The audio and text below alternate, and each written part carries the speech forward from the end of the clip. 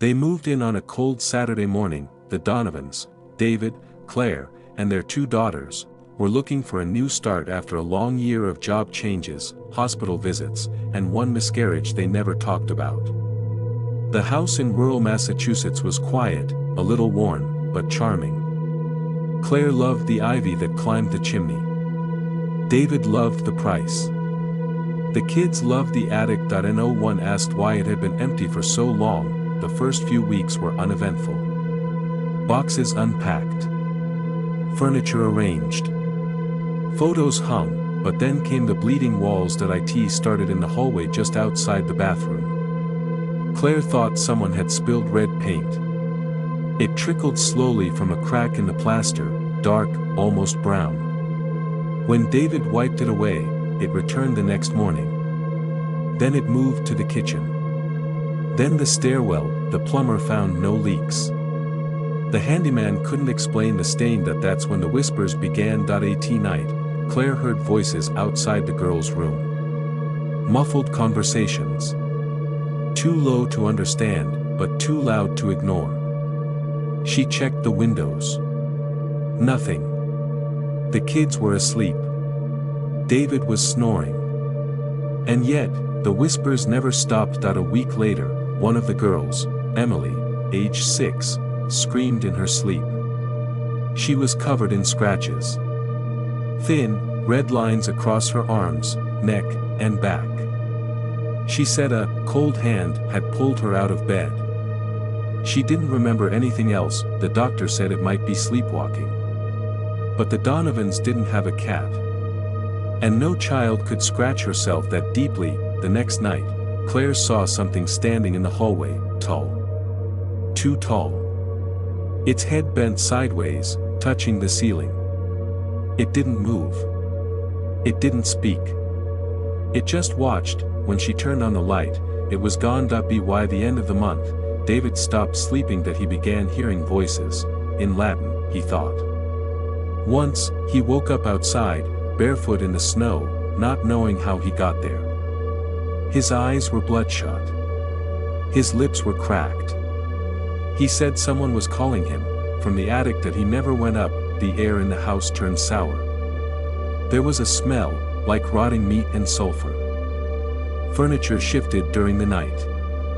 Lights flickered even when the bulbs were new. The girls cried constantly. Emily refused to sleep in her room. Claire developed nosebleeds that wouldn't stop. And then one morning, she found a message carved into the kitchen wall, "Get out." She didn't tell David. But that same day, he found one too, scratched into the bathroom mirror with what looked like a fingernail. "It's mine." They called the church first. The priest came and blessed the house. He sprinkled holy water in every room. He read from the Bible. He told them to have faith. That night, every cross in the house was found upside down. A family friend mentioned the Warrens. Ed and Lorraine.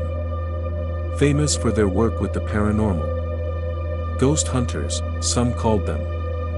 Demonologists, others. Claire was skeptical. But she was also desperate. The Warrens agreed to visit. They arrived on a rainy Tuesday morning, quiet and polite. Lorraine walked slowly through the house with her eyes half closed.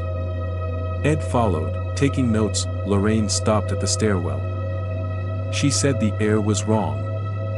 Heavy, she called it. Like something pressing down.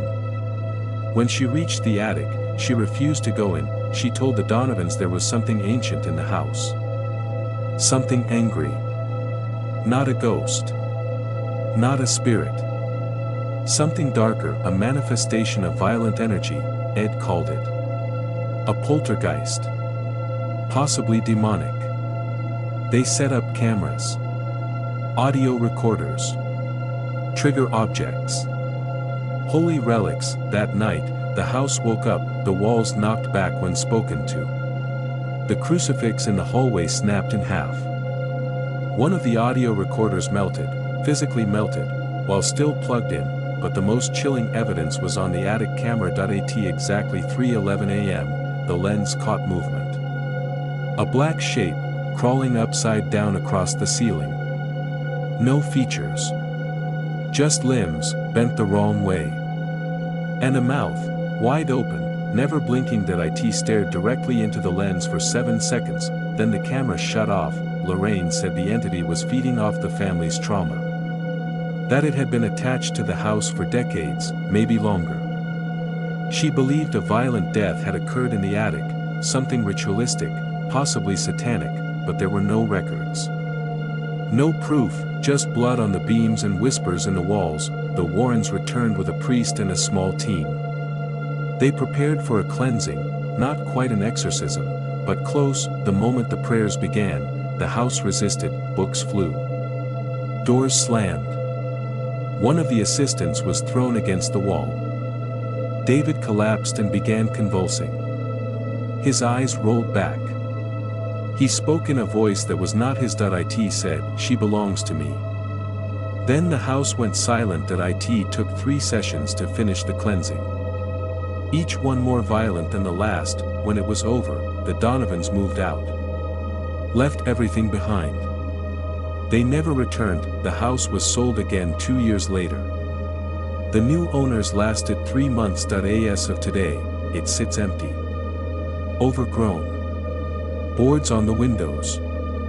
Locals don't go near it. Some say it's just an old house with bad wiring and mold. Others say, if you go near the attic window at 3:11 a.m., you'll see it, watching, waiting, smiling.